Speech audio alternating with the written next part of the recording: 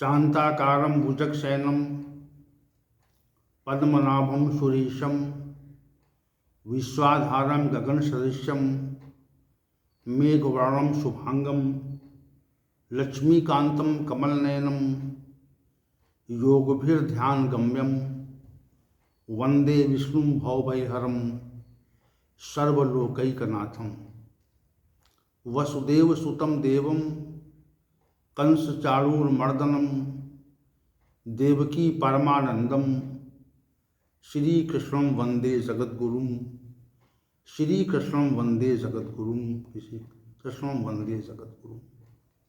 कृष्णाय वासुदेवाय हरे परमात्मने प्रणतक्लेशनाशाय गोविंदाय नमो नमः गोविंदाय नमो नमः गोविंदाय नमः। जय हो भगवान श्री गोविंद। आप यहाँ पर उपस्थित हूँ और हम सभी को भगवत गीता ज्ञान के इस सत्र में बहुत कुछ समझने की, कहने की प्रेरणा, सामर्थ्य और सक्षमता प्रदान करें, क्योंकि बिना आपकी कृपा के ये सत्र आगे की ओर गति नहीं कर सकता है।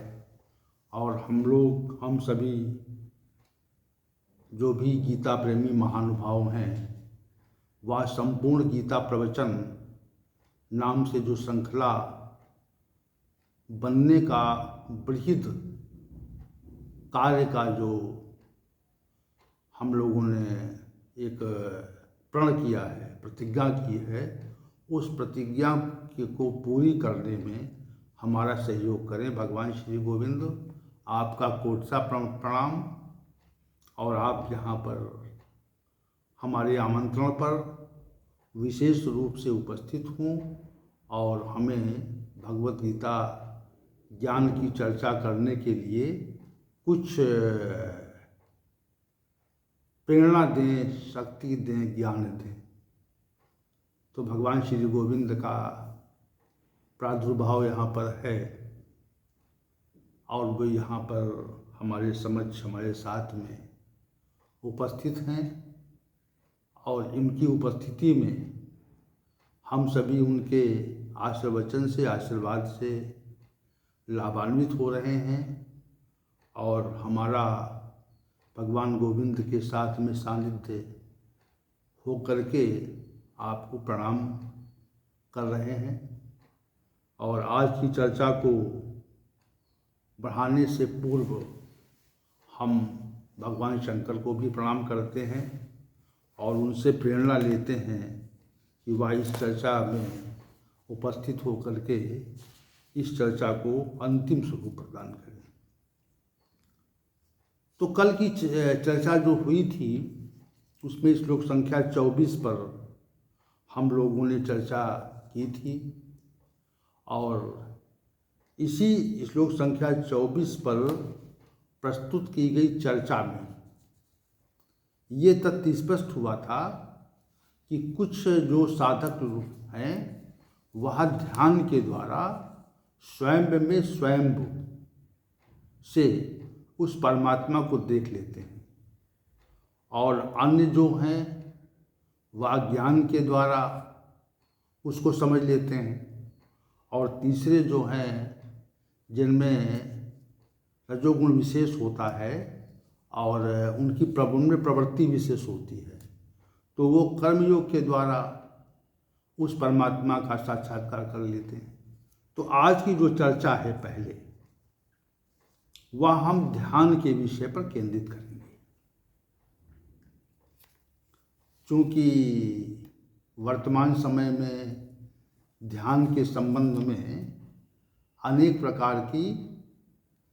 प्रकार के प्रयास हो रहे हैं और अनेक महानुभावों के द्वारा, संस्थाओं के द्वारा ध्यान के विषय को प्रतिपादित किया जा रहा है। पृथक पृथक प्रकार से जिसकी जितनी पहुंच है, जिसका जितना ज्ञान है ध्यान के विषय में, वह अपने द्वारा उस विषय को प्रतिपादित करने का प्रयास कर रहा है। तो यहाँ पर श्री भगवान का कथन क्या है?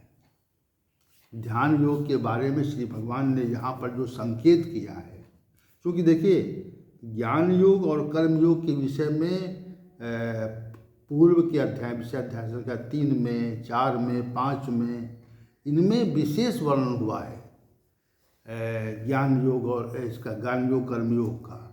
यहाँ पर जो संकेत है, इसलिए श्री भगवान ने आत्मनि आत्मना पद कह करके ध्यान योग के की प्रक्रिया का विशेष निरूपण कर दिया है। तो हम सभी महानुभाव जो निराकार ब्रह्म का साक्षात्कार करना चाहते हैं ध्यान के द्वारा, तो उनके द्वारा जो प्रक्रिया हो उसकी चर्चा नहीं है यहाँ पे।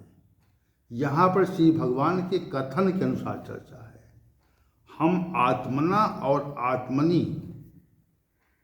इन पदों पर चर्चा विशेष करेंगे और ध्यान के तथ्य को प्रस्तुत करने का प्रयास करेंगे।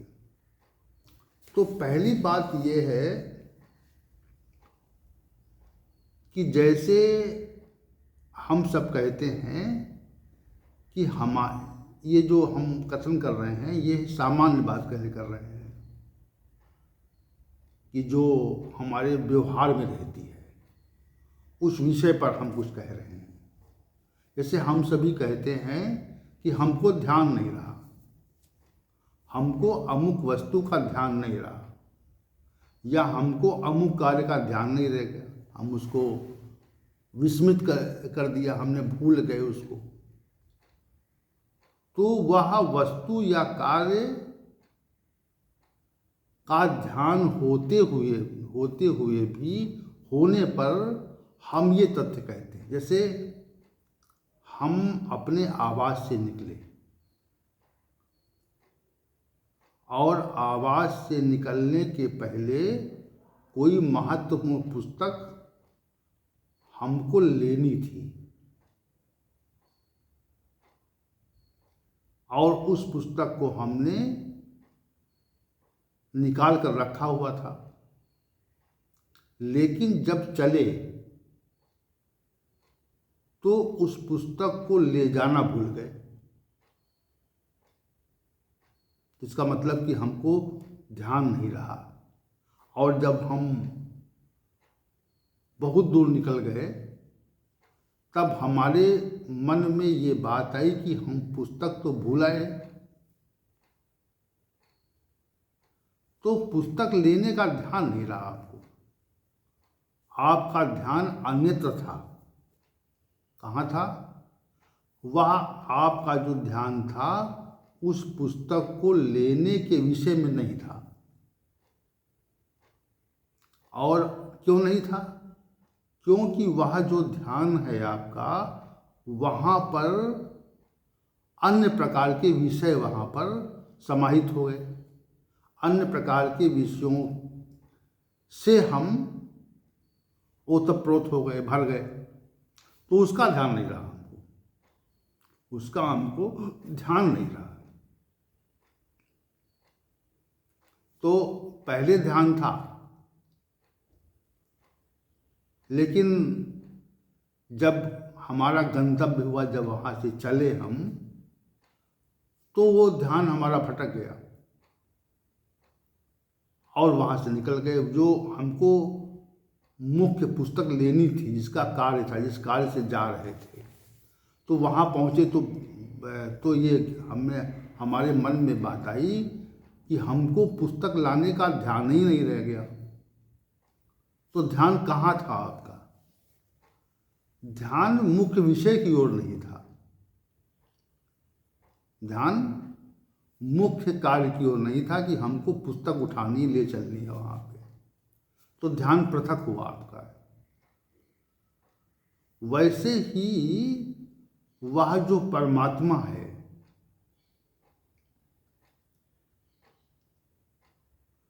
उसका ध्यान, उस पर ध्यान हमारा नहीं रहता है। देखिए मुख्य तथ्य ये है, वह जो है, वह जितनी जो कुछ भी हमारे पास है, जो कुछ हमारे स्मरण में जो कुछ भी है, जिससे हमारा संयोग है, उस सबसे सर्वाधिक महत्वपूर्ण कौन है? उस सबसे सर्वाधिक महत्वपूर्ण परमात्मा है, जिसने हमको उत्पन्न किया है, हमारी स्थिति बनाए रखी है। तो वह सबसे अधिक महत्वपूर्ण है। उस महत्वपूर्ण सत्ता पर हमारा ध्यान कितने समय रहता है, ये विचार करें आप। उस महत्वपूर्ण सत्ता पर हमारा ध्यान कितने समय रहता है। तो जब ये विचार करेंगे आप, तो ये पाएंगे कि हमारा जो ध्यान है उस महत्वपूर्ण सत्ता पर रहता ही नहीं है। प्रातः से रात्रि तक जब हम जागते हैं तो उस महत्वपूर्ण सत्ता पर हमारा ध्यान नहीं रहता है। तो अब आप ये विचार करें कि हमारा ध्यान रहता कहाँ पे है। तो आप ये देखेंगे कि पृथक पृथक लोगों के ध्यान के विषय पृथक पृथक हैं, क्योंकि इस संसार में असंख्य विषय हैं। तो असंख्य विषयों में हम जिस विषय से संबंधित होते हैं, जिन विषयों से संयोग हमारा रहता है, जिन वस्तुओं से संयोग रहता है, जिन स्थितियों से संयोग रहता है, तो वहाँ पर हमारा ध्यान रहता है। जिस कार्य से हमारा संयोग है, तो उस कार्य के प्रति हमारा ध्यान रहता है। समझिए इस चीज़ को। उस कार्य के प्रति, उस मनुष्य के प्रति, उस वस्तु के प्रति, इन सब के प्रति हमारा ध्यान रहता है। इसीलिए हमारा ध्यान उस अतिशय महत्वपूर्ण सत्ता पर नहीं रहता। इतनी सी बात है। ध्यान के विषय पर बात कर रहे हैं। तो ध्यान कहाँ है? ध्यान 3 तथ्यों पे है। हमारे संयोग में जो वस्तुएं हैं, धन और संपदा, हमारे संयोग में जो स्थितियां हैं, ऐश्वर्य, ख्याति, पद, प्रतिष्ठा, ये स्थितियां हैं। तो इन पर भी ध्यान रहता है, और विशेष ध्यान पद पे रहता है। जैसे हमारे पास कोई महत्वपूर्ण पद हो, तो हमारा समग्र ध्यान उस महत्वपूर्ण पद की ओर रहता है। विशेष बात है, उस महत्वपूर्ण पद की ओर ध्यान रहता है। तीसरा, हमारा ध्यान कहाँ रहता है? हमारा ध्यान विषय भोगों की ओर रहता है, कि इन विषयों को हम अधिकाधिक मात्रा में उनका उपभोग कर सकें, इसकी ओर ध्यान रहता है। तो ध्यान कहाँ? स्थितियों की ओर, वस्तुओं की ओर और विषयों की ओर। और चौथा ध्यान जो हमसे संबंधित लोग हैं, उनकी ओर ध्यान रहता है।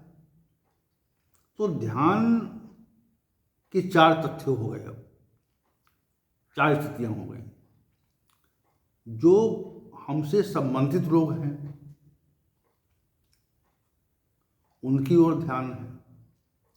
जो संबंधित वस्तुएं हैं, उनकी ओर ध्यान है। जो संबंधित स्थितियां हैं, उनकी ओर ध्यान है। और जिन विषयों में हमको सुख का आभास होता है या सुख मिलने की संभावना होती है, उनकी ओर ध्यान रहता है। चार तत्व हो गए। इसीलिए उस महत्वपूर्ण सत्ता की ओर जिसने हमें बनाया है,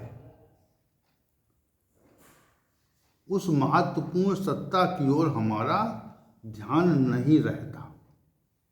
इतनी सी बात है बस। और जबकि हमारा ध्यान उस महत्वपूर्ण सत्ता की ओर रहना चाहिए, यही बात तो है। ध्यान क्यों क्यों करते हैं? ध्यान का जो हमारा ध्येय है, ध्यान का जो हमारा ध्येय है वह परमात्मा, लेकिन जो ध्यान का ध्येय है उसकी ओर ध्यान न जा करके हम अपने संबंधित मनुष्य, अपने संबंधित व्यक्तियों की ओर, अपने संबंधित वस्तुओं की ओर, अपने से संबंधित स्थितियों की ओर और अपने से संबंधित विषय भोगों की ओर ध्यान रखते हैं। वे हमारे ध्यान में बार बार पुनः पुनः आती रहती, वे मनुष्य आते रहते हैं जो हमारे से संयोगित हैं, संयोग जिनका है हमारे से, और वह वस्तुएं आती रहती हैं जिनका हमारे से संयोग है, वह स्थितियां आती रहती हैं जिनका हमारे से संयोग है, और वे विषय आते रहते हैं जिनसे हमको सुख प्राप्त होने की, सुख मिलता है या सुख प्राप्त होने की संभावना रहती है। और जो हमने सुख का उपभोग किया है वह भी हमारे ध्यान में चला करता है, ये भी विशेष बात है। तो ध्यान के इतने विषय तो हैं जिन पर हमारा केंद्रीकरण, जिन पर हमारे ध्यान का केंद्रीकरण होता है। ध्यान कहाँ नहीं है? ध्यान उस सत्ता की ओर नहीं है जिस सत्ता ने हमको उद्भवित किया है, हमको उत्पन्न किया है और हमें कुछ क्षण, कुछ पल, कुछ समय, कुछ वर्ष, कुछ काल समर्पित किए हैं कि आप हमारा ध्यान करो। क्यों जीवन मिला है? जीवन इसी कारण मिला है कि हम उस परम सत्ता का ध्यान करें, इसीलिए मिला है। जीवन इसलिए नहीं मिला है कि हम उस परम सत्ता को विस्मृत करके विषयों का ध्यान करें, इसलिए नहीं मिला है। तो जो जिस कारण से मिला हुआ है उस कारण पर हम दृष्टि नहीं डालते हैं, उसमें उस पर ध्यान नहीं करते। जिस कारण नहीं मिला हुआ है, जिस कारण नहीं मिला है उस पे जो है दृष्टि डालते हैं। हमारी दृष्टि कहाँ है? हमारी दृष्टि वहां पर है जहां पर नहीं होनी चाहिए। कहाँ नहीं है? जहां पर होनी चाहिए। इतनी सी ध्यान का जो प्राथमिक विषय है, प्राथमिक बात है, महत्वपूर्ण तथ्य है, उसको हम कह रहे हैं आपके सामने कि जहां पर ध्यान नहीं होना चाहिए वहां पर ध्यान है, जहां पर ध्यान होना चाहिए वहां पर ध्यान नहीं है, वह हमारे ध्यान का विषय नहीं है। हमारे ध्यान के जो विषय हैं वो इससे इतर हैं, अलग है, पृथक है। इतनी सी कमी हो गई है हमारे जीवन में, मनुष्य जीवन में इतनी सी कमी हो गई है। और ये संलग्नता इतनी व्यापक और आधारभूत और तीव्र है कि वह विषय हमारे ध्यान से पृथक नहीं होते। क्या है, ये संलग्नता इतनी पृथक है, इतनी विशद है, इतनी तीव्र है कि वह हमारे ध्यान में वो विषय नहीं रहते। तो अब श्री भगवान कहते हैं, आत्मना आत्मनि ध्याने, आत्मना ध्यानेन आत्मनि, स्वयं से स्वयं में ध्यान करें। दूसरे से दूसरे में ध्यान न करें, इसका प्रतिकूल जिसका हमने अभी वर्णन किया है, जो हम कर रहे हैं वह न करें। दूसरे से दूसरे में न करें, स्वयं से स्वयं में करें। ये प्रक्रिया बताई है। आत्मनि और आत्मना पद कह करके इस तथ्य को निरूपित किया है कि स्वयं से स्वयं का ध्यान करें। हम स्वयं क्या हैं? हम स्वयं वह चेतन सत्ता हैं